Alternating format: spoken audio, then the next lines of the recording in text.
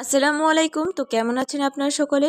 আজকে আমি আবারও আপনাদের মাঝে হাজির হয়ে গেলাম নতুন একটি আর্ট অ্যান্ড ক্রাফটের ভিডিও নিয়ে। আজকে আমি আপনাদের তৈরি করে দেখাতে যাচ্ছি কিভাবে খুব সহজেই এই মিনি টিউলিপ ফুলগুলো তৈরি করতে পারেন। এই ফুলগুলো বানানো কিন্তু খুবই সহজ এবং খুবই কম সময় লাগে, 10 মিনিটের ভিতরেই চাইলে আপনারা বানিয়ে ফেলতে পারেন। ফুলগুলো রাখার জন্য আমি মিমি চকলেটের ছোট বোতল দিয়ে ফ্লাওয়ার বাস বানিয়ে নিয়েছি।